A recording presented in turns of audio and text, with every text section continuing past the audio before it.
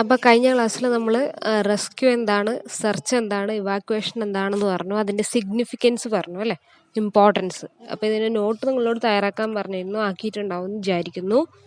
അപ്പോൾ search rescue ഒക്കെ the process that carried out immediately after A disaster അല്ലേ, ഒരു ഡിസാസ്റ്റർ സംഭവിച്ച ഉടനെ തന്നെ ചെയ്യുന്ന കാര്യങ്ങളാണ് ഈ സെർച്ചും റെസ്ക്യൂവും ഇവാക്വേഷൻ എന്നൊക്കെ പറയുന്നത്. ജനറലായിട്ട് നിങ്ങൾക്ക് എഴുതാവുന്ന കാര്യമേ ഉള്ളൂ. ഇത് പെട്ടെന്ന് ചെയ്യുന്ന കാര്യങ്ങളാണ്. ഇതിന് കുറച്ച് സ്കിൽഫുള്ളായിരിക്കണം. ഇത് പ്രധാനമായിട്ട് ചെയ്യുന്നത് ലോക്കലായിട്ടുള്ള ആൾക്കാരായിരിക്കും. അതൊക്കെ നിങ്ങൾക്ക് അറിയുന്ന കാര്യമല്ലേ. അതുമാത്രമല്ല, അത് ചെറിയ ലെവലിലാണെങ്കിൽ നമ്മൾ അവിടുത്തെ തന്നെ ലോക്കലായിട്ടുള്ള ആൾക്കാർ ചെയ്യും. അല്ലാത്ത സമയത്ത് ആരാ ചെയ്യുക? എക്സ്പേർട്സ് ആയിട്ടുള്ള നേവീൻ്റെയോ ആർമീൻ്റെയോ ആൾക്കാർ വരും. ഇത് തന്നെ 3 സ്റ്റേജസ് ആയിട്ട് ചെയ്യുന്നുണ്ട്. Immediate stage, second stage, third stage, fourth stage. The phases of SAR എന്ന് പറയുന്നത് ഇതാണ്. അപ്പോൾ ഇമ്മീഡിയറ്റ് സ്റ്റേജിൽ എന്ന് പറഞ്ഞു കഴിഞ്ഞാൽ പെട്ടെന്ന് അവരെ കണ്ണിൽ കാണുന്ന ആൾക്കാരെ രക്ഷിക്കുക, അതാണ് ഇമ്മീഡിയറ്റ് സ്റ്റേജ്. സെക്കൻഡ് സ്റ്റേജ് എന്ന് പറയുന്നത് നമുക്ക് എത്തപ്പെടാൻ പറ്റുന്ന, ഫസ്റ്റ് കാണുന്നതല്ല, ഫസ്റ്റ് കണ്ട ആൾക്കാരെ എടുത്തു, പിന്നെ നമുക്ക് നെക്സ്റ്റ് കിട്ടുന്ന ആൾക്കാർ ഏതൊക്കെയാണോ അവരെ രക്ഷിക്കുന്നതാണ് സെക്കൻഡ് സ്റ്റേജ്. തേർഡ് സ്റ്റേജ് എന്ന് പറഞ്ഞാൽ കുറച്ചും കൂടി നമ്മൾ തെരഞ്ഞ്, അതായത് സെർച്ച് ചെയ്ത് കണ്ടുപിടിക്കേണ്ട ആൾക്കാരായിരിക്കും. ലാസ്റ്റ് കണ്ടെന്ന് പറയുന്നത് ഏതാണ്? Fourth stage. നമുക്ക് തീരെ ഉറപ്പില്ലാത്ത, കിട്ടുന്ന ഉറപ്പില്ലാത്ത ഗ്രൂപ്പ് ഓഫ് ആൾക്കാരുണ്ടാവും രക്ഷിക്കാൻ. അവരെയാണ് ഈ ഫോർത്ത് സ്റ്റേജിൽ നമ്മൾ കണ്ടുപിടിക്കുന്നത്. ഓക്കെ, അടുത്തത് പറയാനുള്ളത് logistics and methods, search and rescue kits. ഇതെന്ന് പറയുന്നത് നമ്മളൊരു സെർച്ചിനോ റെസ്ക്യൂ ചെയ്യാനോ ഇവാക്യുവേറ്റ് ചെയ്യാനോ വേണ്ടി പോകുമ്പോൾ നമ്മൾ കയ്യിൽ വെക്കേണ്ട കാര്യങ്ങളെക്കുറിച്ചാണ് ആദ്യം പറയുന്നത്. സാർ കിറ്റ് എന്ന് പറയുന്നത് അതാണ്, റെസ്ക്യൂ കിറ്റ്. ഇപ്പം നിങ്ങളൊരു ഡിസാസ്റ്റർ സ്ഥലത്തേക്ക് പോവുകയാണെങ്കിൽ നിങ്ങൾ കൊണ്ടുപോകേണ്ട കാര്യങ്ങൾ എന്തൊക്കെയാണ്, ഒരു ഡിസാസ്റ്ററിൻ്റെ ഭാഗമായിട്ടുള്ള ആൾ കൊണ്ടുപോകേണ്ട കാര്യങ്ങളാണ് ആദ്യം പറയുന്നത്. പിന്നെ പറയുന്ന മെത്തേഡ്സ്, ഓരോ ആളെ രക്ഷിക്കാനുള്ള മെത്തേഡ്സ് ആണ്. അത് സിംഗിൾ പേഴ്സൺ ഉണ്ട്, ഡബിൾ പേഴ്സൺ ഉണ്ട്. ഒറ്റക്കൊരാൾക്ക് എന്തൊക്കെ ചെയ്യാം, അതുപോലെ 2 പേർക്ക് എന്തൊക്കെ ചെയ്യാം എന്നുള്ളതൊക്കെ പറയുന്നുണ്ട്. ഓക്കെ, ആദ്യം നമുക്ക് ഈ സാർ കിറ്റിൽ എന്തൊക്കെയാണുള്ളത് നോക്കാം. സാർ എന്ന് പറഞ്ഞാൽ എന്താണ്? SAR, സെർച്ച്, അതുപോലെ എവാക്വേഷൻ,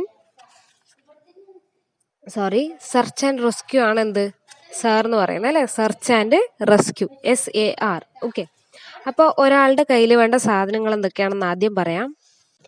എന്തൊക്കെയാണ് കയ്യിൽ വേണ്ടത്? Sir kit should be ideally be kept in the central locations in area of vulnerable buildings. Locally trained personnels can make use of these kits should A disaster strike the area. A typical sir kit will comprise the following items. ഈ kit എന്ന് പറയുന്നത്, ഈ search and rescue kit എന്ന് പറയുന്നത് നമ്മൾ ഓരോ ബിൽഡിങ്ങുകളിലും വെക്കേണ്ട കാര്യങ്ങളാണെന്ന് മനസ്സിലായല്ലോ. അപ്പോൾ നിങ്ങൾ കണ്ടിട്ടുണ്ടാവും, ഇപ്പോൾ പുതിയൊരു ബിൽഡിംഗ് ഒക്കെ പണിയാണെങ്കിൽ നിങ്ങളവിടെ കണ്ടിട്ടുണ്ട് ഹാമറൊക്കെ തൂക്കിയിട്ടുണ്ടാവും അല്ലെ. അതുപോലെ മറ്റേ കാർബൺ ഡൈ ഓക്സൈഡ് കടത്തുന്ന ഒരു സിലിണ്ടർ വെച്ചിട്ടുണ്ടാവും, റെഡ് കളറ്. പിന്നെ ബസ്സിലൊക്കെ ആണെങ്കിൽ ഹാമർ കണ്ടിട്ടുണ്ടാവും, ചില്ല് പൊട്ടിക്കാൻ പാകത്തിന്. ഇങ്ങനെ ഓരോ സെക്യൂരിറ്റി മെഷേഴ്സും ഓരോ സ്ഥലത്ത് വെക്കുന്നുണ്ട്. അപ്പോൾ അങ്ങനെ വെക്കേണ്ട കുറച്ച് കാര്യങ്ങളാണ് പറയുന്നത്. ഒരു ബിൽഡിങ്ങിൽ ഇത്രയും കാര്യങ്ങൾ ഉണ്ടായിരിക്കണം എന്നാണ് പറയുന്നത്. Evacuation map of the building or area. Evacuation map എന്ന് പറഞ്ഞു കഴിഞ്ഞാൽ, ഇപ്പോൾ നമ്മൾ ബിൽഡിങ്ങിൻ്റെ അകത്ത് പെട്ടു, തീപിടുത്തം ഉണ്ടായി, ബിൽഡിങ്ങിൻ്റെ അകത്ത് പെട്ടു. അപ്പോൾ എന്താ ചെയ്യുക? നമുക്ക് അവിടെ നിന്ന് രക്ഷപ്പെടണം. അതിനുവേണ്ടി നമുക്ക് ചിലപ്പോൾ ആ ബിൽഡിങ്ങിൽ ആദ്യമായിട്ട് പോകുന്ന ഒരാളായിരിക്കും. അപ്പം നമുക്ക് ആ ബിൽഡിങ്ങിൻ്റെ എങ്ങോട്ടാണ് എൻട്രൻസ്, എങ്ങോട്ടാണ് എക്സിറ്റ്, എങ്ങോട്ടാണ് സ്റ്റെപ്പ് ഒന്നും അറിയില്ല. അപ്പോൾ നമ്മൾ ഓരോ ബിൽഡിങ്ങിൻ്റെ ഓരോ സൈഡിലായിട്ട് ഈ മാപ്പ് ഒട്ടിച്ചു വെക്കണം. അതായത് ആ ബിൽഡിങ്ങിൻ്റെ എന്താണ് പറയുക, പ്ലാൻ പോലെയുള്ള ഒരു സാധനം. ഇപ്പോൾ വീടിന് പ്ലാൻ ഇല്ലേ, അതേപോലെ ബിൽഡിങ്ങിൻ്റെ പ്ലാന് നമ്മൾ എവിടെയെങ്കിലും ഒട്ടിച്ച് വെക്കണം. നിങ്ങൾ ഇപ്പോൾ ഉള്ള സ്ഥലം ഇന്നതാണ്, ഇവിടെ നിന്ന് ഇങ്ങനെ പോയി കഴിഞ്ഞാൽ നിങ്ങൾക്ക് എക്സിറ്റിലെത്താം എന്ന് കാണിക്കുന്ന ഒരു മാപ്പ് ഉണ്ടായിരിക്കണം ആ ബിൽഡിങ്ങിൽ. അതുപോലെ ഒരു ഹാമർ എന്ന് പറഞ്ഞാൽ എന്താണ്? ചുറ്റിക ഉണ്ടായിരിക്കണം. പിന്നെന്താണ്? Screw driver. ഇപ്പോൾ ചിലപ്പോൾ ചുറ്റി കൊണ്ട് അടിച്ചു പൊട്ടാത്തതൊക്കെ നമ്മൾ സ്ക്രൂ ഡ്രൈവർ ഇട്ടിങ്ങനെ തിരിച്ചെടുക്കേണ്ടി വരും. അപ്പം അങ്ങനെയുള്ള സാധനങ്ങളൊക്കെ ബിൽഡിങ്ങുകളിൽ സൂക്ഷിക്കണം. അതുപോലെ ആക്സ്, കോടാലി ഉണ്ടായിരിക്കണം. അതുപോലെ ക്രോബാർ എന്ന് പറയുന്ന സംഭവം, സ്പേഡ്, പിക്കാസ്, പിന്നെ ഫൂട്ട് റോപ്പ് കയറുകൾ സൂക്ഷിച്ചിരിക്കണം ബിൽഡിങ്ങുകളിൽ. അതുപോലെ സ്പെയർ ബാറ്ററി സെൽസ്, ചിലയിടത്ത് നമ്മളുടെ ഫോണൊക്കെ ചാർജ് പോയി കഴിഞ്ഞാൽ അതിനു വേണ്ടിയുള്ള ബാറ്ററി സെല്ലുകൾ സൂക്ഷിച്ചു വെക്കണം. പിന്നെ നമ്മൾ ഒരു ഇത്രയും സാധനങ്ങൾ ബിൽഡിങ്ങിലും ഉണ്ടായിരിക്കണം. അതേപോലെ നമ്മൾ രക്ഷിക്കാൻ പോകുന്ന ആൾക്കാരുടെ കയ്യിലുണ്ടാവണം. എന്തൊക്കെ ഉണ്ടാവണം? പിക്കാസ് ഉണ്ടാവണം, സ്ക്രൂ ഡ്രൈവർ ഉണ്ടാവണം, ഹാമർ ഉണ്ടാവണം, ആക്സ് ഉണ്ടാവണം, പിന്നെ സ്പെയർ ബാറ്ററി സെൽസ് ഉണ്ടാവണം. നമ്മളിപ്പോൾ പോകുന്ന സ്ഥലത്ത് എത്ര ദിവസമാണ് നമ്മൾ അവിടെ എന്താ ചെയ്യുന്നത്, രക്ഷപ്പെടുത്തൽ നടത്തണ്ടേന്ന് അറിയില്ല. അപ്പോൾ അതിനനുസരിച്ചുള്ള ബാറ്ററികൾ നമ്മൾ കൊണ്ടുപോകണം. പവർ ബാങ്ക് ഇല്ലെങ്കിൽ ഒരു ഇൻവെർട്ടർ പോലെയുള്ള സംഭവങ്ങളൊക്കെ നമ്മൾ അവിടെ എത്തിക്കാൻ വേണ്ടി ശ്രമിക്കണം. പിന്നെ പറയുന്നത് ഗം ബൂട്ട്സ് എന്ന് പറഞ്ഞു കഴിഞ്ഞാൽ മുട്ടോളം ഉള്ള ഒരു തരം ബൂട്ടാണ്. ഇപ്പോൾ ചെളിയിലൊക്കെ ഇറങ്ങുന്ന ആൾക്കാരാണെങ്കിൽ കാലിനൊന്നും സംഭവിക്കാതിരിക്കാനൊക്കെ അത് വളരെയധികം ഉപകാരപ്പെടും. അതുപോലെ ഹെൽമെറ്റ് അല്ലേ, ഹെൽമെറ്റ് ആവശ്യമാണ്. പിന്നെ ഹാൻഡ് ഗ്ലൗസ് ആവശ്യമാണ്. ഇപ്പോൾ ഒരു ബിൽഡിംഗ് ഒക്കെ തകർന്നു വീണ് ഒരുപാട് ആൾക്കാർ ബ്ലഡിലും ഒക്കെ കിടക്കുന്നുണ്ടാവും. അവരൊക്കെ രക്ഷിക്കുമ്പോൾ നമ്മൾ ഗ്ലൗസ് യൂസ് ചെയ്യണം, ബൂട്ട്സ് യൂസ് ചെയ്യണം, ഹെൽമെറ്റ് യൂസ് ചെയ്യണം. പിന്നെ ഡസ്റ്റ് മാസ്ക് ധരിച്ചിരിക്കണം. ഇപ്പം നമ്മൾ കൊറോണയുടെ സമയത്ത് ചെയ്യുന്നില്ലേ, ഡോക്ടേഴ്സ് എന്തൊക്കെ ചെയ്യുന്നുണ്ട്, PPE കിറ്റ് ഉപയോഗിക്കുന്നുണ്ട്. അതൊരു ഒരു ഡിസാസ്റ്ററിനെ നേരിടാനുള്ള കാര്യങ്ങളാണ്. അതുപോലെ നമ്മൾ ഓരോരുത്തരും മാസ്ക് വെക്കുന്നു, ഗ്ലൗസ് യൂസ് ചെയ്യുന്നു, സാനിറ്റൈസർ യൂസ് ചെയ്യുന്നു, ഇങ്ങനെയുള്ള കാര്യങ്ങൾ. ഓക്കെ, അടുത്തത് റെസ്ക്യൂ മെത്തേഡ്സ് ആണ് പറയാനുള്ളത്. അപ്പോൾ ഇത്രയും സമയം നമ്മൾ പറഞ്ഞത് ഒരു റെസ്ക്യൂ കിറ്റിൽ ഉണ്ടാവേണ്ട കാര്യങ്ങളാണ്. അടുത്തത് സിംപിളി റെസ്ക്യൂ മെത്തേഡ്സ് പറ്റുവാണെങ്കിൽ ഏതെങ്കിലും ഒരു രണ്ടെണ്ണമൊക്കെ പഠിച്ചു വെക്കാം. Rescue can be carried out ideally by using rescue equipment but also by an ordinary methods when equipment is not available. അതായത് നമ്മുടെ കയ്യിൽ കിറ്റ് ഉണ്ടെന്ന് വിചാരിക്കുക. ഇപ്പം നേരത്തെ പറഞ്ഞ കാര്യങ്ങളിൽ കിറ്റ് ഉണ്ട്, അത് മാത്രം ഉണ്ടായതുകൊണ്ട് കാര്യമില്ല. നമ്മൾ അത് ഉപയോഗിച്ച് എങ്ങനെ രക്ഷപ്പെടുത്തുന്നു എന്നുള്ളതിനും ഒരുപാട് ഇമ്പോർട്ടൻസ് ഉണ്ട്. സോ അതുകൊണ്ട് തന്നെ 2 ടൈപ്പിലുള്ള മെത്തേഡ്സ് ആണുള്ളത്. ഒന്ന് സിംഗിൾ പേഴ്സൺസ് മെത്തേഡും അടുത്തത് 2 പേഴ്സൺസ് മെത്തേഡും. ഒരാൾ ചെയ്യുന്ന കാര്യങ്ങൾ, ഒരാൾ രക്ഷിക്കാൻ ഇപ്പം നമ്മൾ ഒരാളേ ഉള്ളൂ, നമുക്ക് കുറേ പേരെ രക്ഷിക്കാൻ വേണ്ടി ഒറ്റയ്ക്ക് തന്നെ സാധിക്കും. അതെങ്ങനെയൊക്കെയാണെന്നാണ് ഈ സിംഗിൾ പേഴ്സൺ മെത്തേഡിൽ പറയുന്നത്. രണ്ടാമത് 2 പേഴ്സൺസ് മെത്തേഡ്, 2 പേരെ ഉപയോഗിച്ച് എങ്ങനെയാണ് രക്ഷിക്കുക എന്നുള്ള കാര്യമാണ് പറയുന്നത്. അപ്പോൾ സിംഗിൾ പേഴ്സൺസ് മെത്തേഡിൽ നമുക്ക് പറയാനുള്ളത് fireman's lift, human crutch, pick a back, staircase drag, fireman crawl, toe drag, ഇത്രയാണ് പറയാനുള്ളത്. ഇതിലേതെങ്കിലും ഒരു 2-3 പഠിച്ചു വെക്കുക. ഓക്കെ, അപ്പോൾ ഫയർമാൻ ലിഫ്റ്റ് എന്താണെന്ന് വെച്ച് കഴിഞ്ഞാൽ the method is used when the affected person is unconscious and the only one rescuer is available for carrying out the rescue work. In this method, the rescue first makes affected person lie on his on her abdomen. Then he uses both hands to lift the affected person by his armpits. To hold the right hand and the affected person with his left hand, and with his free hand he holds the affected person's right leg. ഇത് നിങ്ങൾ ആ ചിത്രം കാണുമ്പോൾ തന്നെ നിങ്ങൾക്ക് മനസ്സിലായിട്ടുണ്ടാവും എങ്ങനെയാണ് ചെയ്യുന്നതെന്ന് അല്ലേ. അത് തന്നെയാണ്, അതായത് നമുക്ക് ഒരാളെ ഡിസാസ്റ്റർ സംഭവിച്ചു, ഇപ്പോൾ ഒരു ഒരു എർത്ത് ക്വേക്ക് ഉണ്ടായി, ബിൽഡിംഗ് തകർന്നു. അപ്പോൾ അതിലൊരാൾ അൺകോൺഷ്യസ് ആയിട്ട് അവിടെ വീണു. ഓക്കെ, അൺകോൺഷ്യസ് ആവുക എന്ന് പറഞ്ഞാൽ ബോധം ഇല്ലാണ്ട് കിടക്കാണ്.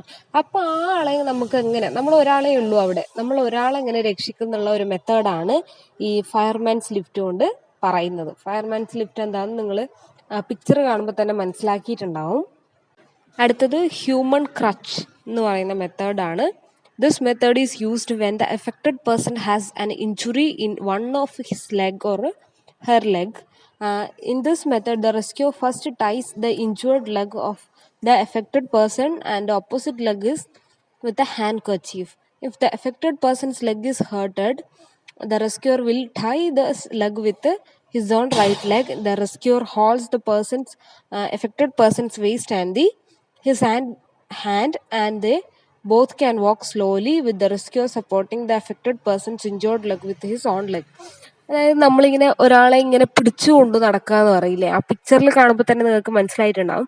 ഒരു കാലിന് വയ്യാതെയായി, അപ്പോൾ മറ്റേ കാലിന് നമ്മളൊരു സപ്പോർട്ട് കൊടുത്തിട്ട് നടത്തിക്കുന്നതിനാണ് ഹ്യൂമൻ ക്രച്ച് എന്ന് പറയുന്നത്. ഓക്കെ, അടുത്തത് പിക്ക് എ ബാക്ക് എന്നുള്ളതാണ്. ഒരാളെ ബാക്കിൽ നമ്മൾ തോളിലിട്ടുകൊണ്ട് പോവാന്ന് പറയില്ലേ, ആ മെത്തേഡാണ്. This method is used when the affected person has an injury on his or her leg, is not able to walk for a long distance but can support himself or herself with his or her hand. In this method, the rescuer first gets down one knee and allows the affected persons to saddle on his back. The rescuer then holds the affected person's and thighs, and the affected person encircles the rescuer's neck for the support. നമ്മൾ back തോളിൽ വെച്ചുകൊണ്ട് ഒരാളെ കൊണ്ടുപോകുന്നതിനെയാണ് ഈ method pick a back എന്ന് പറയുന്നത്. അത് നിങ്ങൾക്ക് ആ ചിത്രം കാണുമ്പോൾ തന്നെ മനസ്സിലായിട്ടുണ്ടാവും. അടുത്തത് stair case drag. This method is used when one has to rescue an unconscious person from a floor higher than the ground floor. This method is the affected person is laid down on his back and his hands and feet are tied with a handkerchief. The rescuer holds the casualty armpits and slowly drags him to her down to the stairs head. അതായത് ഒരു stair കേസിൽ നമ്മൾ ആളെ ഇങ്ങനെ വലിച്ചുകൊണ്ട് പോകുന്ന പോലെ ഒന്നിനെ അങ്ങോട്ട് കൊണ്ടുപോകുന്നതിനെയാണ് എന്ത് പറയുന്നത്, സ്റ്റെയർ കേസ് ഡ്രാഗ് എന്ന് പറയുന്നത്. അടുത്ത മെത്തേഡ് എന്ന് പറയുന്നത് ഫയർമാൻസ് crawl. This method is used when the affected person is trapped inside a smoke-filled area and is unconscious. The rescuer first ties the hands of the casualty and then goes astride the casualty. The rescuer inserts his head in the loop made by the casualty's hand and then by the pushing his hand and foot against the ground, he can drag the casualty to a safer place. അതായത് ഒരാൾ ഇങ്ങനെ പുക നിറഞ്ഞ ഒരു സ്ഥലത്ത്, തീപിടുത്തമുണ്ടായി പുക നിറഞ്ഞ ഒരു സ്ഥലത്ത് എന്താവുന്നു, അൺകോൺഷ്യസ് ആയി പോകുന്നു, ബോധമില്ലാണ്ടായി പോകുന്നു. ആ സമയത്ത് ആ ആളെ രക്ഷപ്പെടുത്താൻ ഉപയോഗിക്കുന്ന ഒരു മെത്തേഡാണ് ഫയർമാൻസ് ക്രോൾ. അതെങ്ങനെയാന്ന് പറഞ്ഞു തരുന്നില്ല, കാരണം ആ ഫോട്ടോ നോക്കുമ്പോൾ തന്നെ നിങ്ങൾക്ക് ഐഡിയ മനസ്സിലായിട്ടുണ്ടാവും. ടോ ഡ്രാഗ് എന്ന് പറഞ്ഞു കഴിഞ്ഞാൽ അടുത്ത മെത്തേഡാണ് tow drag. This method is used when the affected person is lying in such an area where there is little space to carry out the rescue. The affected persons may or may be unconscious. അതായത് to drag എന്നുള്ള മെത്തേഡിൽ അത് വളരെ കുറച്ച് സ്ഥലമുള്ള ഒരു ഏരിയയിലായിരിക്കാം ചിലപ്പോൾ ആൾ ഉണ്ടാവുക. മനസ്സിലായല്ലോ. ഇപ്പോൾ റെസ്ക്യൂ ചെയ്യാൻ പോകുമ്പോൾ ചെറിയൊരു ഇടുങ്ങിയ സ്ഥലത്താണ് ഒരാൾ വീണ് കിടക്കുന്നത്, ബോധം ഉള്ളതോ ബോധം ഇല്ലാത്തതോ ആവാം. അവരെ രക്ഷിക്കുന്ന ഒരു മെത്തേഡാണ് ടോ ഡ്രാഗ് എന്ന് പറയുന്നത്. അടുത്തത് 2 persons മെത്തേഡാണ്.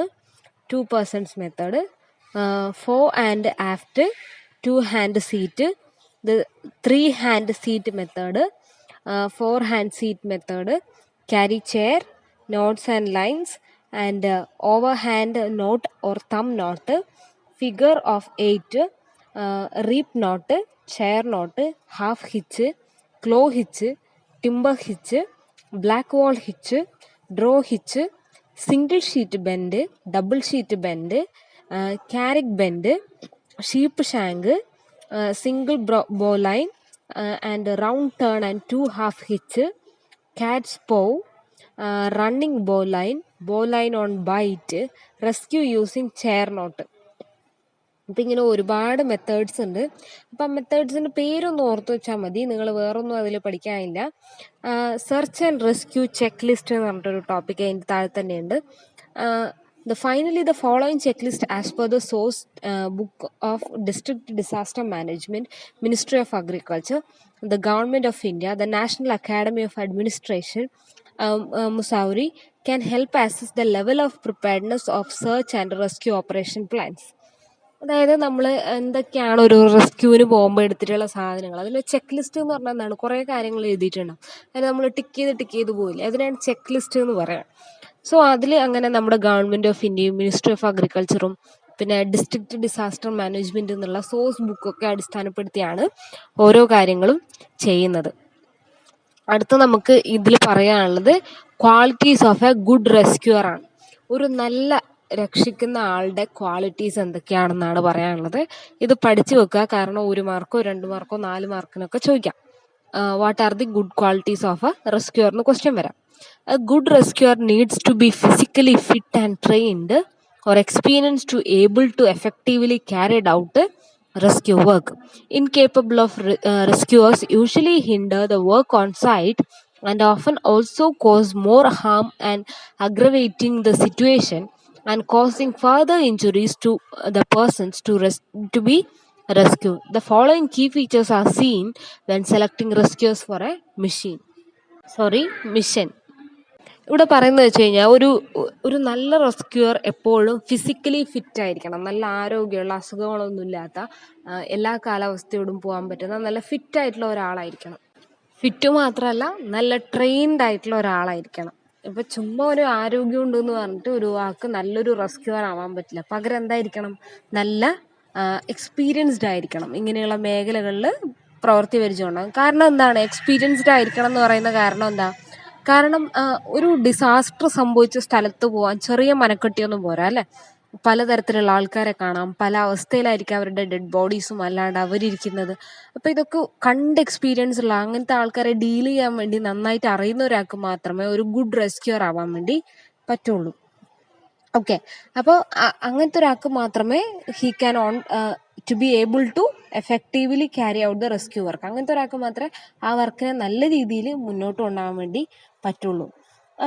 പിന്നെ പറയുന്നത് ഇൻകേപ്പബിൾ ആയിട്ടുള്ള റെസ്ക്യൂസ് ആ ഒരു സിറ്റുവേഷൻ നല്ലോണം മോശമാക്കി മാറ്റാനുള്ള ആളായിട്ട് മാറും. കാരണം എന്താണ്? ഇപ്പോൾ ഒരു ആളുടെ നട്ടിൽ ഒടിഞ്ഞിരിക്കുകയാണെന്ന് വിചാരിച്ചു, അയാളെ എങ്ങനെയാണോ കൊണ്ടുപോകേണ്ടത് അത് കറക്റ്റായിട്ട് അറിയാത്ത ഒരാളാണെങ്കിൽ എന്താവും? ആ ആളുടെ മുറിവ് എന്ന് പറയുന്നത് വളരെ സീരിയസ് ആയിട്ട് മാറും. സോ അതൊക്കെ വളരെ ഇമ്പോർട്ടൻ്റ് ആണ്. അടുത്ത് പറയുന്നത് കീ ഫീച്ചേഴ്സ് ആണ്. What are the main features of a good rescuer എന്നൊക്കെ ക്വസ്റ്റ്യൻ വരികയാണെങ്കിൽ എഴുതാം ടെക്നിക്കൽ എബിലിറ്റി. മനസ്സിലായല്ലോ? ടെക്നിക്കൽ എബിലിറ്റി മീൻസ് പറഞ്ഞാൽ എന്താണ്? അപ്പോൾ പലതരത്തിലുള്ള മെഷീൻസും ഇങ്ങനെയുള്ള കാര്യങ്ങളൊക്കെ യൂസ് ചെയ്യുന്നുണ്ട് അല്ലേ? അപ്പോൾ അതിനൊക്കെ പ്രോപ്പറായിട്ട് അത് മനസ്സിലാക്കാനും ചെയ്യാനും അറിയുന്ന ഒരാൾക്ക് മാത്രമേ ഒരു ഗുഡ് റെസ്ക്യൂർ ആവാൻ പറ്റുള്ളൂ. പിന്നെ പറയുന്നത് കോമൺ സെൻസ് അല്ലേ? ആളുകൾക്ക് ഒരു ദുരന്തം നടക്കുന്നിടത്ത് ഉള്ള ആറ്റിറ്റ്യൂഡ് എപ്പോഴും വളരെ ഇമ്പോർട്ടൻ്റ് ആണ്.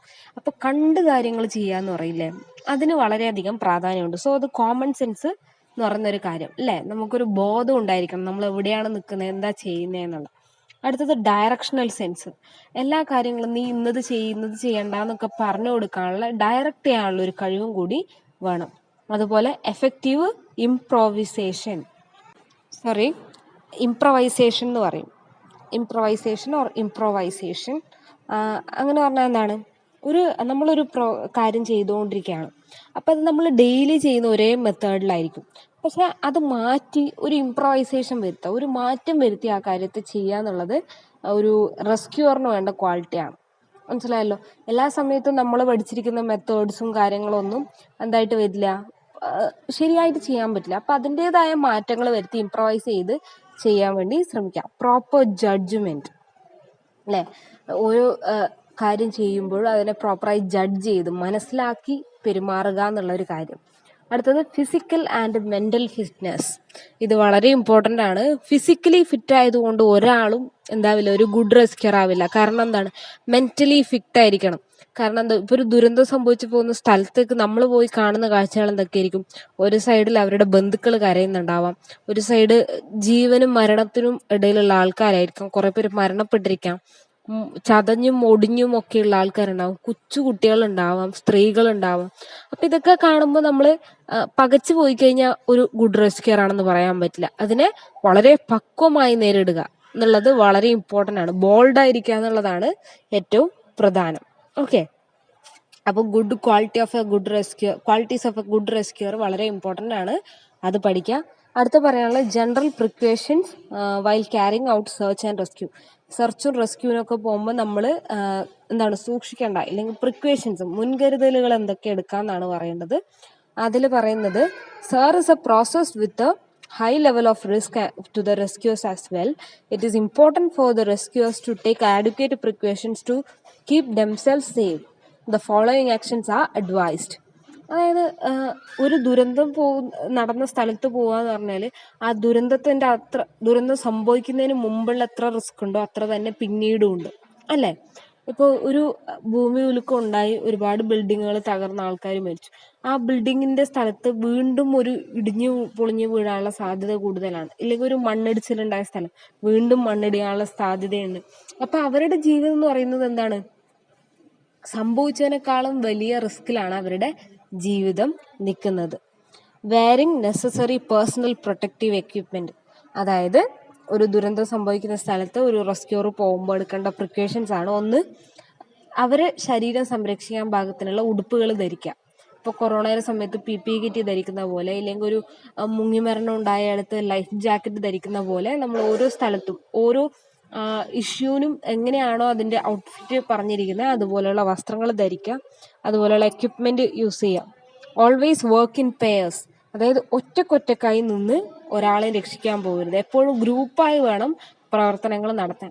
ഇപ്പോൾ 10 പേരുണ്ടെങ്കിൽ 2 പേരുള്ള ഗ്രൂപ്പോ 3 പേരുള്ള ഗ്രൂപ്പോ 5 പേരുള്ള ഗ്രൂപ്പുകളായിട്ട് മാറിയിട്ട് വേണം നമ്മൾ റെസ്ക്യൂ ചെയ്യാൻ വേണ്ടി പോവേണ്ടത്. പിന്നെ പറയുന്നത്, before starting sir one should always note down alternative means of escape for the one self. അതായത് നമ്മളൊരു ദുരന്തം നടക്കുന്ന സ്ഥലത്ത് പോയിട്ട് നമ്മൾ അവരെ രക്ഷിക്കുക മാത്രമല്ല, നമ്മളെ രക്ഷിക്കാനുള്ള വഴിയും കൂടി നമ്മൾ കണ്ടുപിടിച്ച് വെക്കണം. ഇപ്പോൾ ഒരു ബിൽഡിംഗ്, തീ പിടിക്കുന്ന ഒരു ബിൽഡിങ്ങിൻ്റെ അകത്ത് കയറി നമ്മൾ ആൾക്കാരെ രക്ഷിക്കുകയാണ്. അപ്പം നമ്മളെങ്ങനെ രക്ഷിക്കും എന്നുള്ള വഴികളും നമ്മൾ നോട്ട് ചെയ്ത് വെക്കേണ്ടത് അത്യാവശ്യമാണ്. സോ അതൊരു വളരെ ഇമ്പോർട്ടൻ്റ് ആയിട്ടുള്ള പോയിൻ്റാണ്. അടുത്ത പറയുന്നത്, using guidelines such as direction for rope use and whether when you enter to confined place, smoke-filled room or a dark place. Use guidelines such as directions for rope. നമ്മൾ ചില സ്ഥലത്ത് വള്ളി കെട്ടി കയറേണ്ടി വരും അല്ലേ? അപ്പോൾ അതിന് വേണ്ട ഗൈഡ് ലൈൻസ്, മാർഗനിർദ്ദേശങ്ങളൊക്കെ പാലിച്ച് ചെയ്യുക എന്നുള്ളതാണ് പറയുന്നത്. പ്രത്യേകിച്ച് ഇങ്ങനെ തീപിടുത്തം ഉണ്ടാകുന്ന ഏരിയയിൽ, ഇരുട്ട് കയറിയ സ്ഥലങ്ങളിൽ, തീരെ ഉറപ്പില്ലാത്ത സ്ഥലങ്ങളിലൊക്കെ അങ്ങനെ ചെയ്യാം. Carry out through searches in toilets, storerooms, under tables, lift, etc. നമ്മൾ സെർച്ച് നടത്തുമ്പോൾ എല്ലായിടത്തും നടക്കണം. എസ്പെഷ്യലി ബാത്റൂമുകളിലും അതുപോലെ സ്റ്റോർ റൂമുകളിലും ടേബിളിൻ്റെ അടിയിലും ലിഫ്റ്റുകളിലൊക്കെ നമ്മൾ ആൾക്കാരെ സെർച്ച് ചെയ്യണം. മനസ്സിലായല്ലോ? അങ്ങനെയുള്ള കാര്യങ്ങളിലും പ്രത്യേകം ശ്രദ്ധ കൊടുക്കണം എന്നാണ് പറയുന്നത്. Okay. Carrying out through searches in toilets, എല്ലായിടത്തും പോയി സെർച്ചൊക്കെ നടത്തണം. അതുപോലെ നമ്മളുടെ ഈ സാനിറ്റേഷൻ കാര്യങ്ങൾ നമ്മൾ സൂക്ഷിക്കണം എന്നാണ് പറയുന്നത്. ഇതിൽ quality of a good rescuer എന്തായാലും ഓർത്തു വെക്കുക. അതുപോലെ SAR, സെർച്ച് ആൻഡ് റെസ്ക്യൂ എന്താണെന്നും കൂടി മനസ്സിലാക്കി വെക്കുക. അതിൻ്റെ ഫേസ് നോട്ട് ഉണ്ടാക്കി വെക്കുക. അടുത്ത പറയാനുള്ള റീഹാബിലിറ്റേഷൻ ആണ്. അത് നമുക്ക് നെക്സ്റ്റ് ക്ലാസ്സിൽ എടുക്കാം. അത് കുറച്ച് വലിയ ടോപ്പിക്കാണ്. എക്സാമിന് ചിലപ്പോൾ ഒരു essay ക്വസ്റ്റ്യൻ ആയിട്ട് വരാൻ സാധ്യതയുള്ള ഒരു ക്വസ്റ്റ്യൻ ആണ് റീഹാബിലിറ്റേഷൻ. ഓക്കെ.